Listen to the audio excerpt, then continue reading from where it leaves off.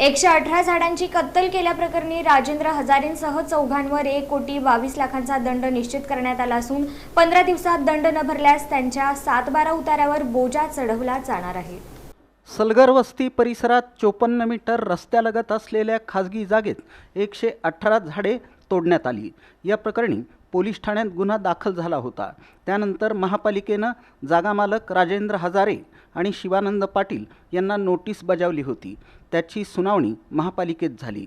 यानंतर जागा मालकावर किती दंड करायचा हा प्रश्न अनुत्तरित होता। या प्रकरणी आयुक्त डॉक्टर सचिन ओंबासे यांनी राजेंद्र हजारे, आशा हजारे, शिवानंद पाटील, अंकित पाटील यांच्यावर 1,22,21,300 रुपयांचा दंड निश्चित केला। 15 दिवसात भरण्याचे आदेश दिले। भरला नाही तर जागेच्या 7-12 उतार्यावर त्याचा बोजा नोंद करण्यात येणार असल्याचं म्हटलं आहे। गेल्या महिन्यात 15 एकर खाजगी जागेत 118 झाडे तोडण्यात आली। पर्यावरण प्रेमींनी हे प्रकरण उघडकीस आणलं। उपमहापौर ज्ञानेश्वरी देवकर यांनी स्वतः जातीनं लक्ष दिलं। त्यानंतर प्रति झाडामागे 1 लाख रुपये असे एकूण 1,18,00,000 रुपये दंड वसूल केला जाईल अशी माहिती महापालिका आयुक्तांनी दिली होती। दंडाची रक्कम निश्चित करण्यापूर्वी जागा मालकांना नोटीस दिली होती। त्यावर सुनावणीही झाली।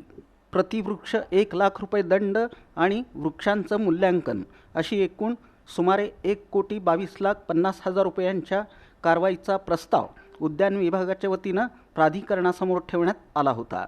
सहाय्यक आयुक्त शशिकांत भोसले यांनी सुरुवातीपासून कारवाईची प्रशासकीय प्रक्रिया व्यवस्थितपणे पूर्ण केली। उद्यान अधीक्षक कोमल काशीद यांना उद्यान विभागाचा पहिलाच अनुभव असला तरी त्यांनी पंचनाम्यापासून ते शेवटपर्यंतची प्रक्रिया पार पाडली। प्रतिवृक्षाला 1 लाख या हिशोबानं 118 झाडांचे 1,18,00,000 आणि वन विभागानं आकारलेले 4,21,300 रुपये असे एकूण 1,22,21,300 रुपयांचा दंड जमीन मालकाला ठोठावला। दंड नाही भरल्यास जागेवर बोजा चढवण्याचा आदेशसुद्धा आयुक्तांनी दिला। या कारवाईमुळे शहरात विनापरवाना वृक्ष तोडणाऱ्यांचे धाबे दणाणले आहेत। प्रकरण उघडकीस आल्यानंतर जागा मालक कोण असा प्रश्न होता। नाव समोर आल्यानंतर खात्री करण्यासाठी 1 दिवस घालवण्यात आला।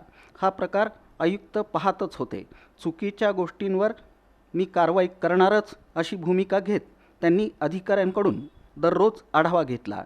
त्यांच्यावर पडद्यामागून राजकीय दबाव वाढत होता, मात्र त्याची कोणतीच तमा न बाळगता निर्भीडपणे आणि नियमानुसार जागा मालकांवर 1,25 कोटी रुपयांचा दंड ठोठावलाच। यामुळं आयुक्तांच्या भूमिकेचं पर्यावरण प्रेमींकडून स्वागत केलं जात आहे।